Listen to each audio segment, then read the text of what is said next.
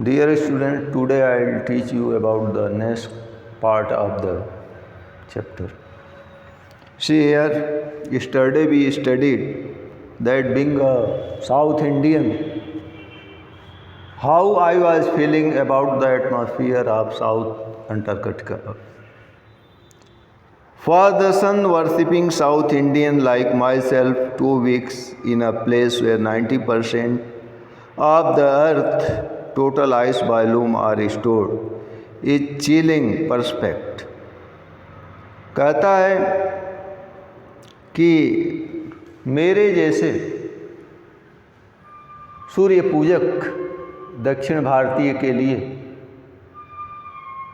एक ऐसी जगह पर रहना जिस धरती का 90% हिस्सा बर्फ से ढका हुआ हो, यह स्थिति न केवल परिभ्रमण के लिए बल्कि जैविक क्रियाओं को संपन्न करने के लिए भी दुरूह थी, कठिन थी। Further you see, it is like walking into a giant ping pong ball devoid of any human markers, no trees, billboards, building. कहता है कि अंटार्कटिक महाद्वीप की यात्रा कैसे थी मेरे लिए। एक विशाल गेंद पर भ्रमण करने के समान थी, जिस पर ना ही कहीं मनुष्य के, ना ही किसी वृक्ष के, ना ही किसी वनस्पति के, ना ही किसी जीव जंतु के, न तो सूचना पट्ट के, बिल्कुल नामो निशान नहीं थे। जैसा कि आप अपने देश में या अन्य देशों में देखते हो, उस तरह का कोई भी सिम्टम, कोई भी चिन्ह अंटार्कटिक की धरती पर नहीं था। It is like walking into the giant ping pong ball, devoid of any human markers, no trees, billboards, building. Antarctic की धरती पर न तो कोई मनुष्य था, न कोई बिलबोर्ड था और ना ही कोई मकान था।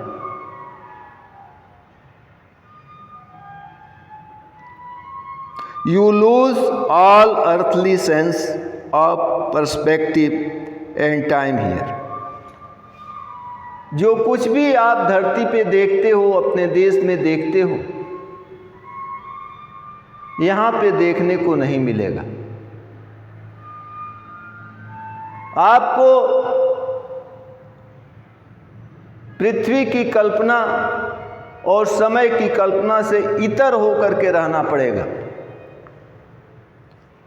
The visual scale ranges from microscopic to the mighty, mares and moids to blue whales and iceberg as big as countries.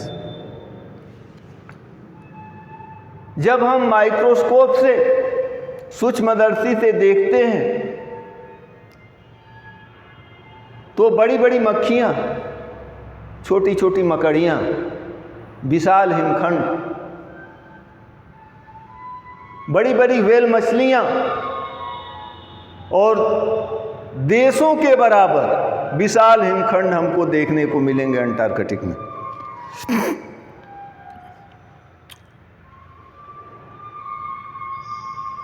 Days go on and on, surreal 24 hours austral summer light and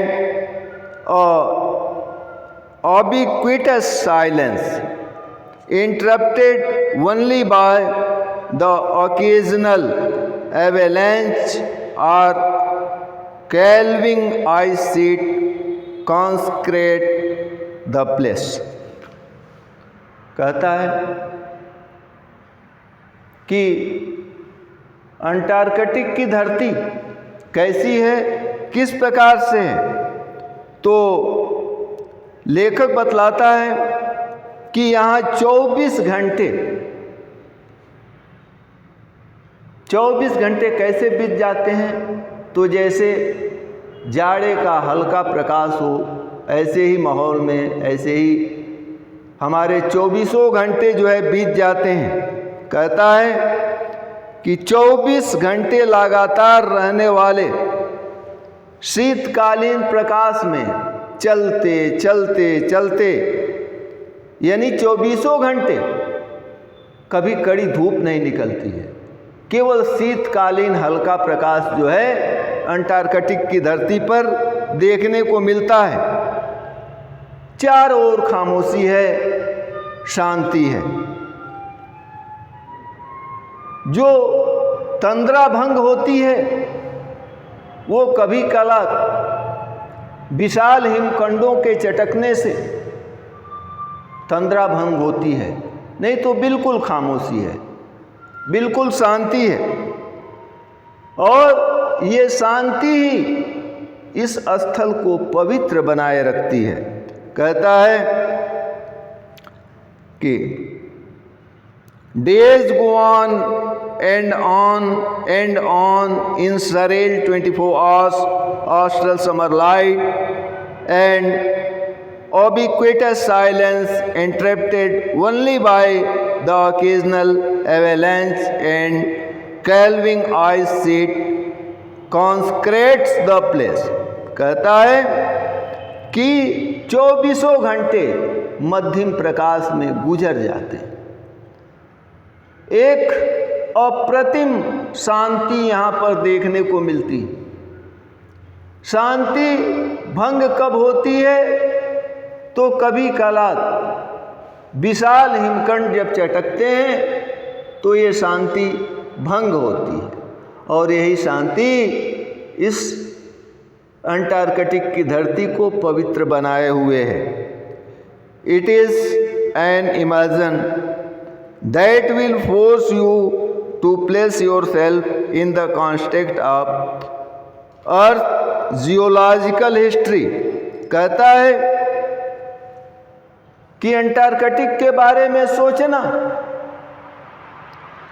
एक गहराई में, विचारों की गहराई में डूबना है, जो अपने आप को कहाँ ले जाता है? तो भूवैज्ञानिक इतिहास के संदर्भ में ले जाने को मजबूर करता है। भूवैज्ञानिक इतिहास के संदर्भ में ले जाने को बाध्य करता है, मजबूर करता है। अंटार्कटिक की यात्रा जो है विचारों की गहराई में डूबने के समान है, जो विचार हमें भूवैज्ञानिक इतिहास के संदर्भ में ले जाने को मजबूर करते हैं। और and for humans the prognosis is not good। कहता है कि मनुष्य के लिए यह एक शुभ लक्षण नहीं है, अच्छा लक्षण नहीं है। इस प्रकार का परिवर्तन, इस प्रकार जो अंटार्कटिक में जो गतिविधियां देखने को मिलती हैं वो जो है मानव जाति के लिए, मनुष्य के लिए एक अच्छा शकुन नहीं है। सी वंस मोर, इस पैराग्राफ में लेखक कहता है कि मेरे जैसे व्यक्ति को अंटार्कटिक की धरती पर, जो धरती का 90% हिस्सा बर्फ से ढका हुआ है, केवल रहने के ही लिए नहीं, टहलने के ही लिए नहीं, बल्कि अपनी जैविक क्रियाओं को संपादित करने के लिए भी मेरे को कठिन महसूस होता है।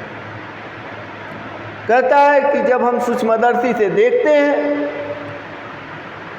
तो विशाल मक्खियाँ, छोटी मकड़ियाँ, देश जैसे विशाल हिमखंड देखने को मिलते हैं। अपार शांति जो है पूरे अंटार्कटिक महाद्वीप में व्याप्त है। कहीं कोई मानव जाति का नामो निशान नहीं है, न तो कोई सूचना पट्ट है, न कोई सड़कें हैं, ना ही कोई बिल्डिंग है, ना ही कोई मनुष्य। यानी whatever you see on अर्थ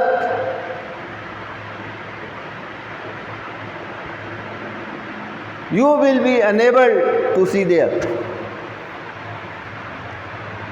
कहता है कि यहाँ अपार शांति व्याप्त है, चारों तरफ खामोशी ही खामोशी है। जब विशाल हिमखंड चटकते हैं तो ये खामोशी जो है भंग होती है, और यही खामोशी, यही शांति यहाँ की धरती को पवित्र बनाए हुए है। अंत में लेखक कहता है कि what ever I saw on Antarctica is not good for human being. वो जो है ह्यूमन बींग के लिए अच्छा नहीं है। That's all for today. Thank you.